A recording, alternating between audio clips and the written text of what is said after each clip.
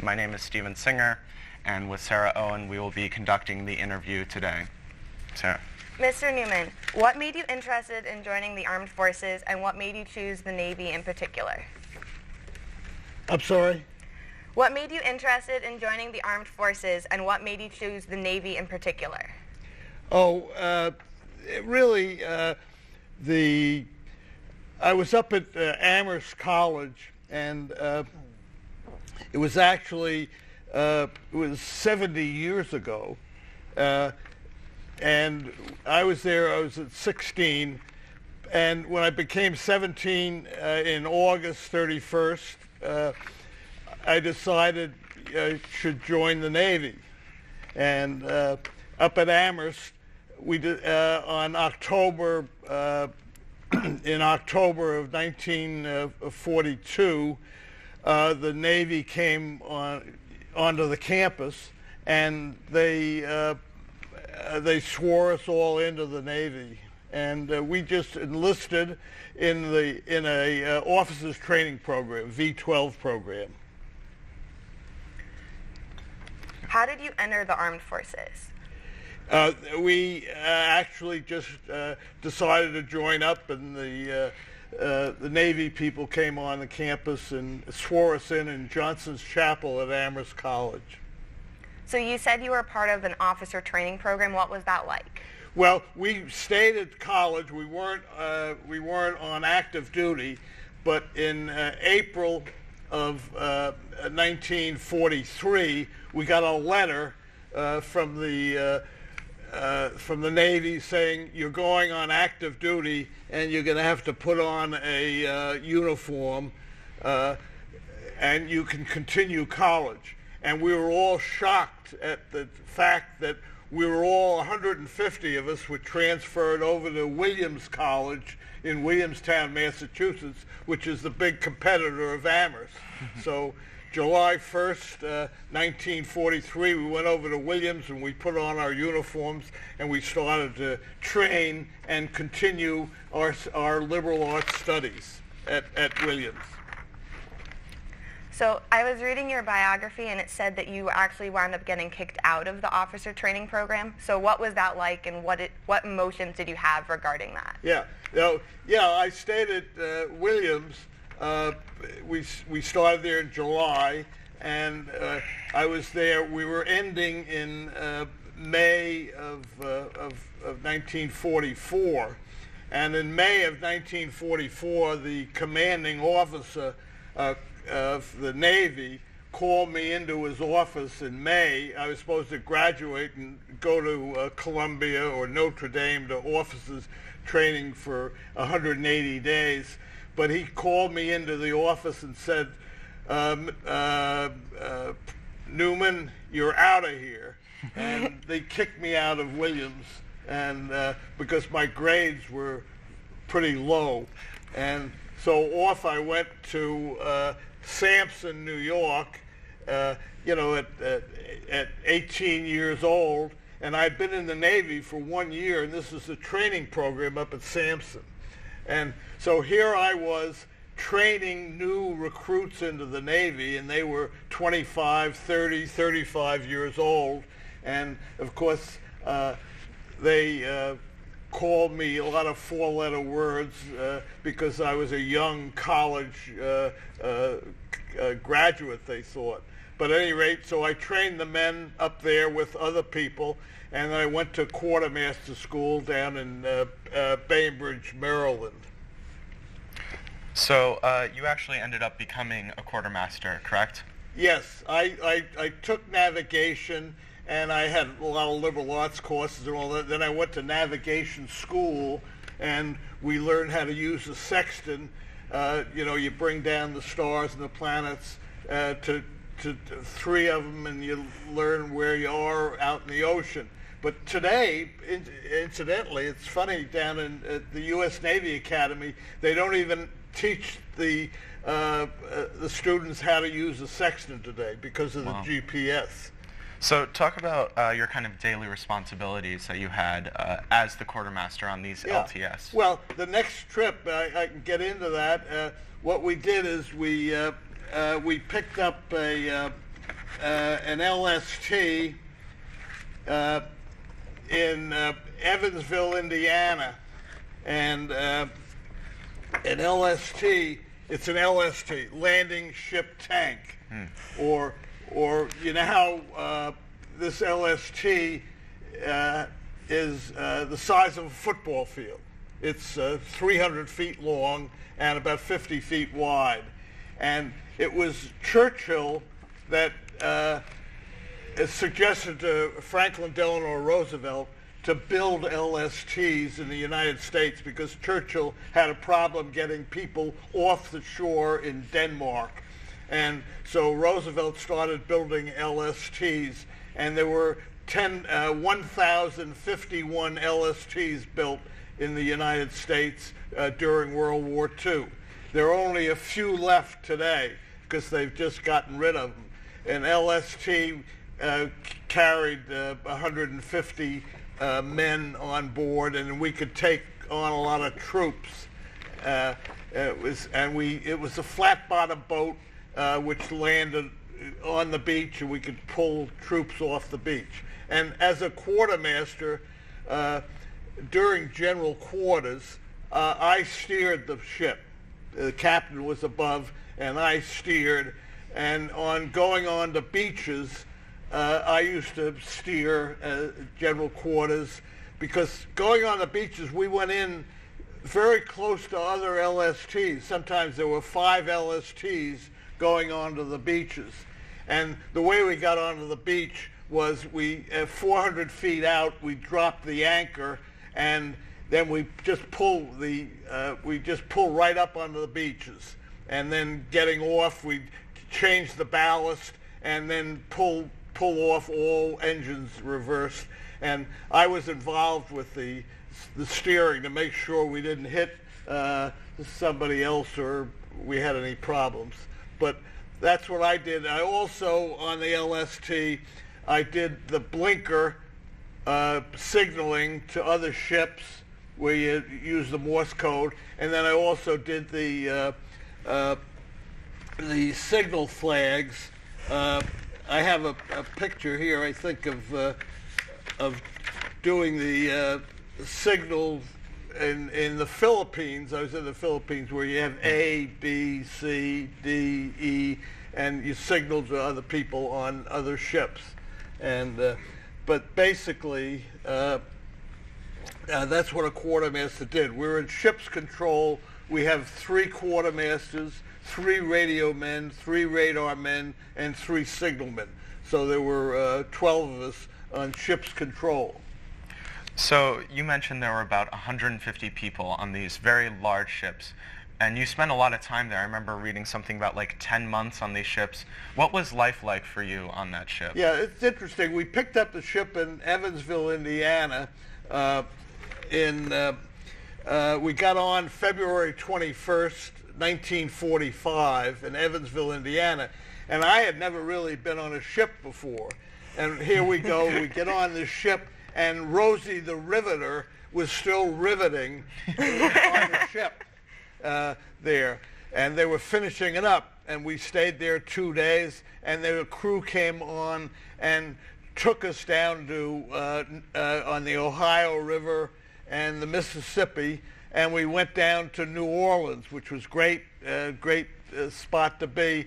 And then we trained out in the Gulf of Mexico for a month, and the training was very intense, where they were shooting. We had guns on the LST, and we weren't really battleships, and 300 feet wasn't that big because destroyers were about that size. You had aircraft carriers today are over 1,000 feet long. Submarines were 400, 500 feet.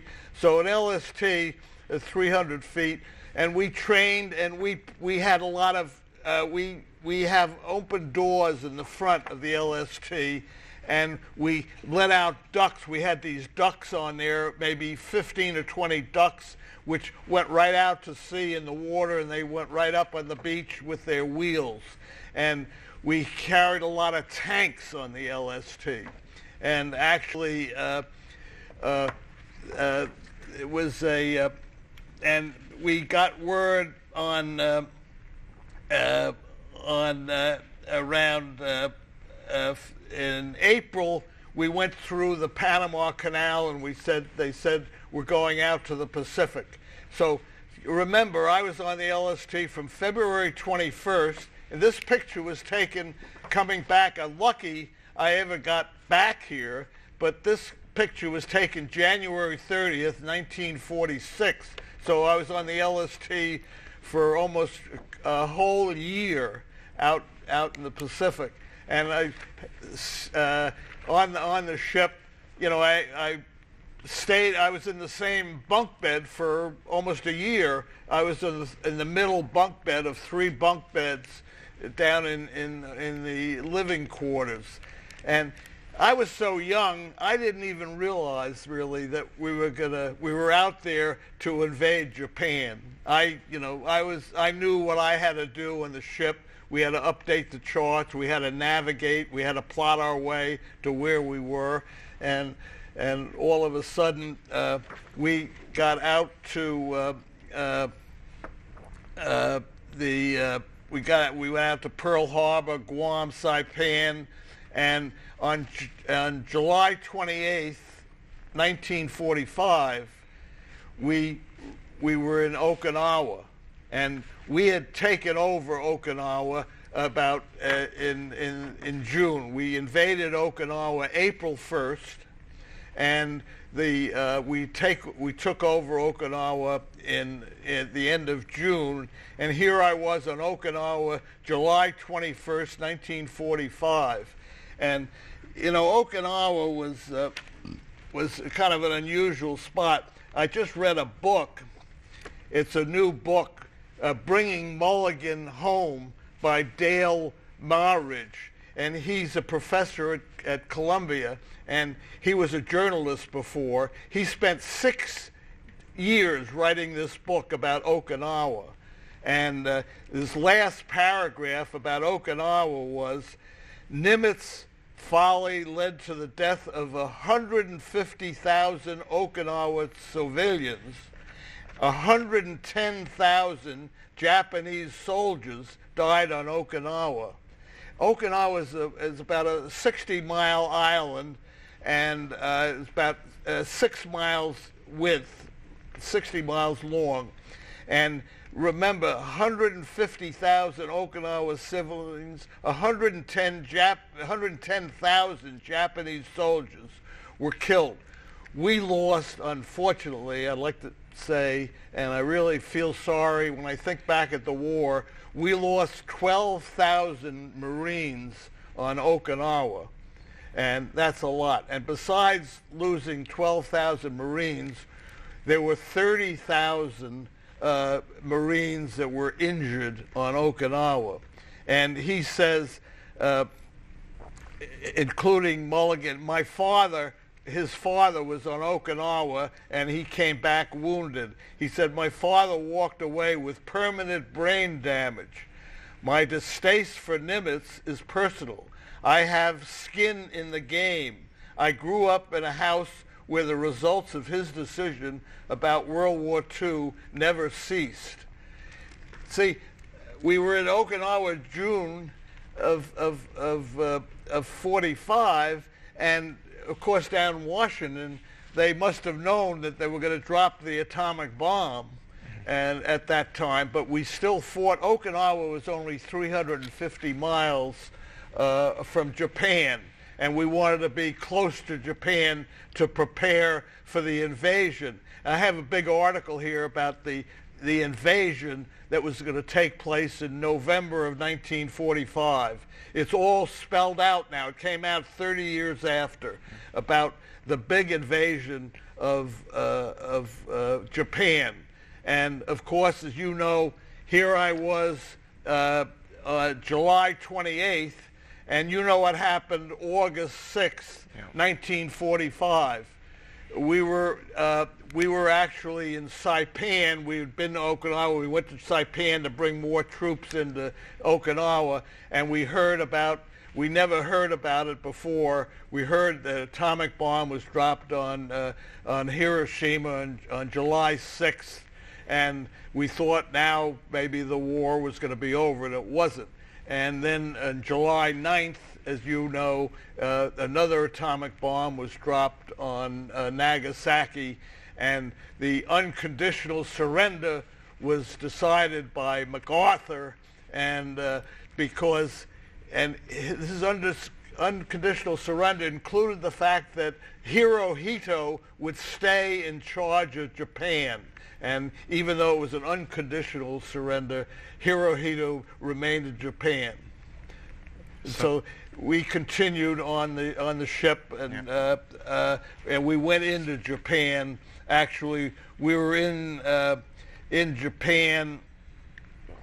We arrived in Tokyo Bay on September 25th, 1945. That was just a week or so after MacArthur had all the papers signed. And I want you to know that Tokyo was unbelievable. It was down to the ground. It looked like New Orleans during the hurricane. It was completely flattened. All the hospitals were completely down. Schools were down. And so there's been some controversy about the dropping of the atomic bomb because of the fact that Japan had to give up. So we spent time in Japan. And I'd like you to know that the Japanese people were very pleasant people. It wasn't like in Afghanistan or Iraq today. The Japanese people said it was just Hirohito, and he told us that we have to do the fighting, and that's what we did. So I'd like to talk about your experience personally through all of that. You witnessed some pretty intense things. I mean, you were there around the time of the Hiroshima bombing, as well as I remember reading something about watching kamikaze attacks. Talk about your personal experience during all of this. Yeah, it was a little scary when we were out at sea. We did have some submarine warnings out at sea, the Japanese submarines, and that we were in general quarters, and we were carrying only gas, oil, things that would blow up our ship in about a minute, and we had some submarine attacks where we used to I used to be at the wheel, and the captain used to have me zigzag to avoid any torpedoes.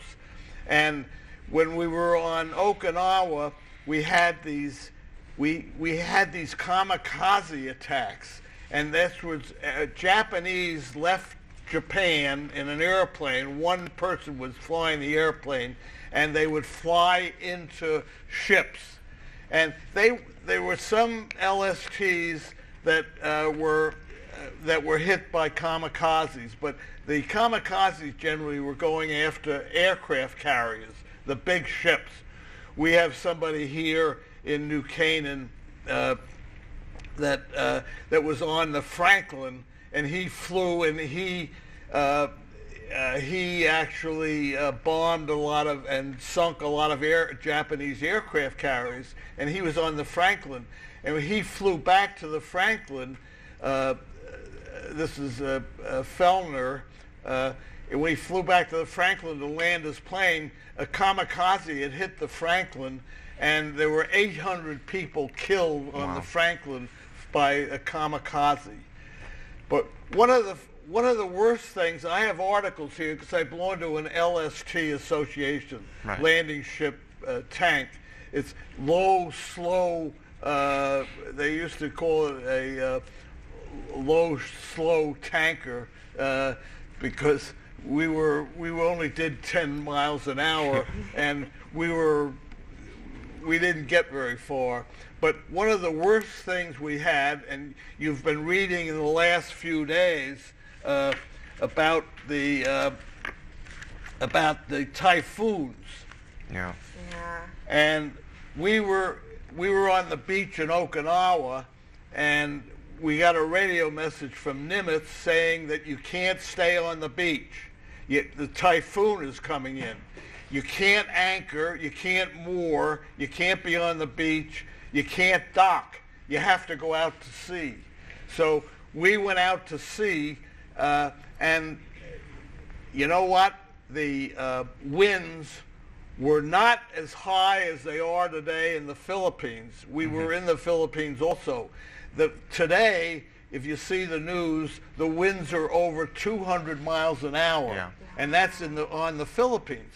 We were out at sea, and the winds were 180. I have articles here from the LST Association magazine where we were with winds 180 miles an hour. And we were out at sea for 3 days in the typhoons.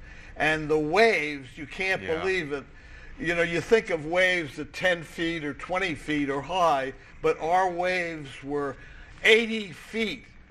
And we were a flat-bottom boat. And we went up and down, and I have articles here which show that a few LSTs split in half. And we lost, I think, 700 men on different LSTs, which broke up in the typhoons in the Pacific.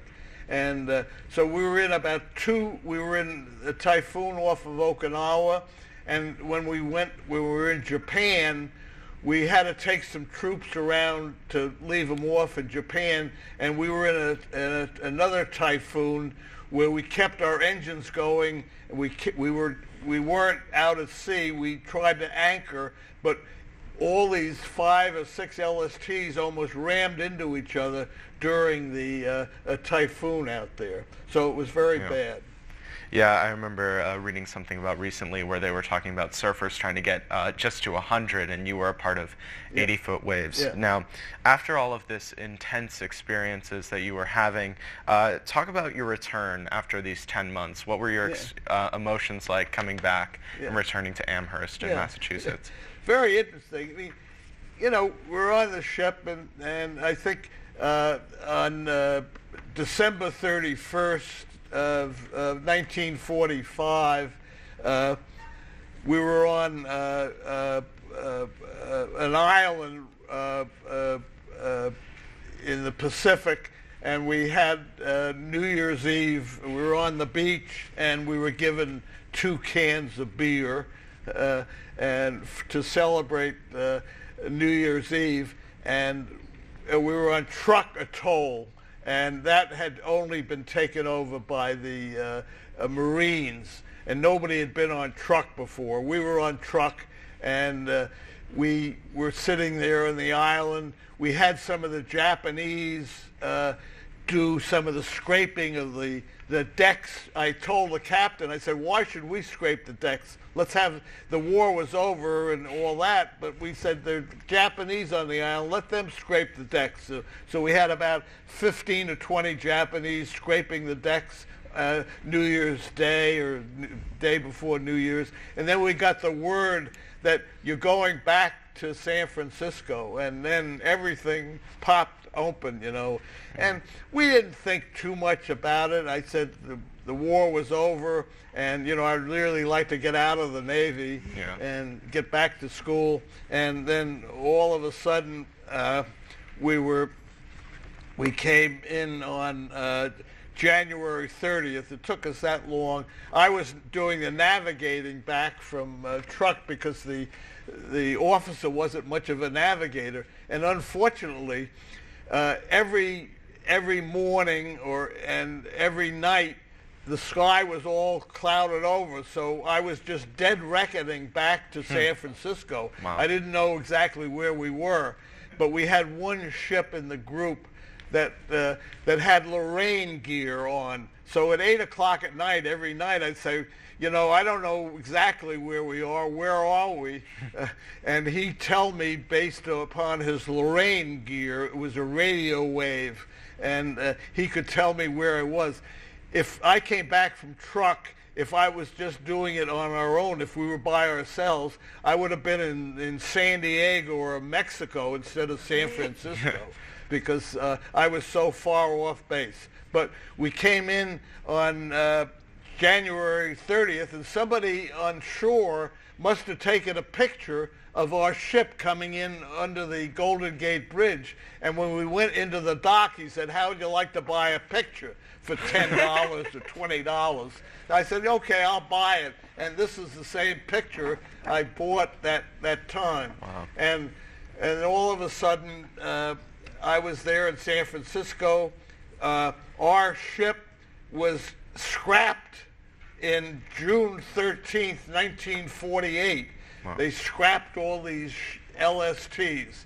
And I was there in San Francisco for a few days, and then I was told I had a couple of weeks leave to go home, and I was glad because I had two brothers that were in the armed forces. One brother was in the ski patrol in Italy, and he was wounded skiing, fighting in Italy, and I had another brother who was flying troops that before D-Day, the troops he dropped off, paratroopers in France, and I was glad to go back to see my brothers. And it's funny, we never really discussed our experiences in the war. And it was only up to about 10 years ago where people started to ask what we did during the war. And so I got discharged in Boston in April 18th, 1946, and I was ready to go back to Amherst. I had 2 more years to go to graduate. It's funny, we went back to Amherst, and we did our partying, we did our studying, we did our dating. We had a lot of fun, and I don't remember once where we discussed any big deal. And it was about 10 years ago up at Amherst where we had a reunion, the 60th reunion, and I did a tape, a DVD of experiences of 12 of the men in our class, and I was lucky to have Tom Brokaw in New York did a 2-minute introduction for us, our 12 speakers, and I think they have that at the school here. And Tom Brokaw was fabulous, and he introduced us as the greatest generation, and we gave our experiences about World War II. And today in the Frost Library at Amherst, Robert Frost Library, we have a special study room there in the library with its World War II study room, and we have all our materials in that room for students to see. What was the transition from military to civilian life like? Was it difficult? Was it easy? Yeah. It was very easy. Nothing. Once I took off my uniform, a couple of years ago, I asked them at Saks to get a sailor's hat because I never had a sailor's hat. I never kept one from the Navy, and so the Saks people got a hat, and I spoke to the people over there for about an hour yesterday. But there was no transition whatsoever, and it was just an experience, and it was a good experience for me. And you know, you're the same age as I was when I went in the Navy, and I learned a lot. I met a lot of different types of people, and it added to my life. Did the war change you in any way? Did you come back a different person than you were when you left? Absolutely not. Now, same person. I think I'm the same today as I was. Yeah. Luckily, I didn't have any disabled problems. One thing I did miss is a lot of people brought back tokens from Japan, and one thing I missed was the fact that I didn't bring back anything from Japan. I could have. There were a lot of things in this book here where the Marines on Okinawa, I mean, they brought back guns and hats and things from the Japanese, and I never did Hmm. bring back any souvenirs. How would you describe your post-war life? So like, what did you do when you came back from the Oh, war? yeah, it's a normal life. I finished up at Amherst in 1948, and I've been working since I got out of Amherst in 1948. You're talking about, I'm still working. I still enjoy it.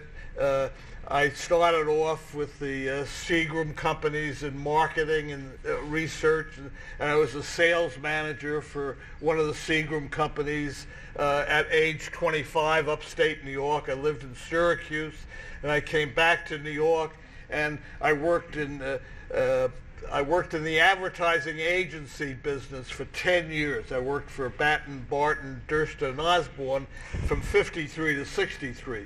I mean, you're all familiar with the Mad Men. Well, I was there, and the Mad Men at BBDO, where we had the Lucky Strike account, and I worked on the liquor accounts there, and then I worked on a lot of other accounts at BBDO for 10 years as a marketing and salesperson. And they gave up the that end of the business. It wasn't profitable. We had 25 marketing people there, and it wasn't profitable for the agency. So I went over as a marketing consultant for a few years with the head of the marketing department, where we worked with Johnson & Johnson and M&M Mars and Hudson Paper and American Tobacco. And then I started a venture firm, a bank firm, which didn't work out from 68. I got venture capital in. This today everything is venture capital. Back then, when I tried to raise $150,000, I couldn't raise it, but I got venture capital to start a company, which wasn't too successful. So one of the people on the board of directors said, you ought to get in the insurance business. And in 1970, I got into the insurance and annuity business, and I still today sell retirement planning annuities to people that are thinking of in retirement and enjoy life. And but it has nothing to do with my service. Didn't you have a pretty unique experience with Subway? Oh yeah, one of my clients, one of my bigger clients in the life insurance, being a broker, was interesting. My biggest client during the years in the 80s and 90s. I started up in Milford headquarters. Somebody introduced me where Subway stores and headquarters, and I started with Subway stores as in their fringe benefits, in their group plan things.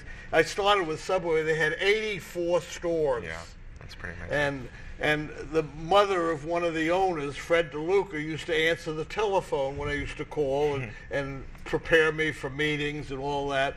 And it was interesting. Subway stores. I had the marketing director talk at the sales executive at the Senior Men's Club here in New Canaan, and they were amazed when he started to talk. They now have 33,000 stores. Yeah. Wow. From 84 stores when I started with them. And there are two owners of Subway, and they're written up in Forbes 500 magazine.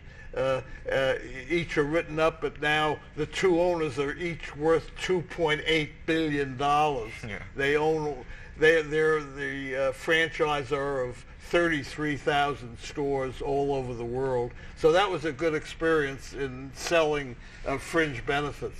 Well, it sounds like you've done a lot. You've got an amazing experience in the war, and especially after the war. You've done some great things. And I believe that's our portion of the interview, and we have time for a couple of questions, I think. One or two. Thank you very much for doing this. We'll take a couple of questions, but they need to be written down so that we can bring them up here. So what actually, well, we'll give it a shot here. What questions do we have?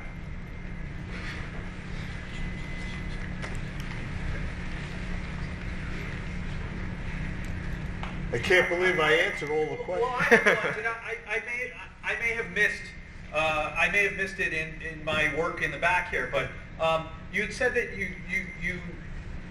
talked about Okinawa and being out at sea. Yeah. You mentioned in your bio something about going into Japan. Oh yes, I spent really about 2 months in Japan. We got in Japan in September when MacArthur signed the papers about September 15th, and we were in there about the 26th of September, and we were in Tokyo, and then we had to take a lot of troops around to the other side of Japan and leave them off.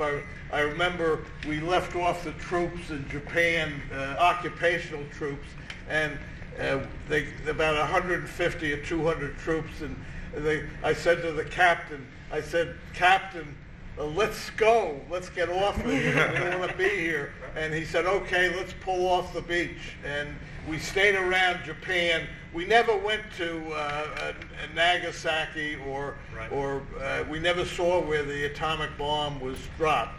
And as I said, that if we had invaded Japan, they say today that we would have lost about 200,000 of our people, and Japanese would have lost about 1 million people. As you know, that in World War II, down in Washington, we lost 400,000 people were killed, and but it was.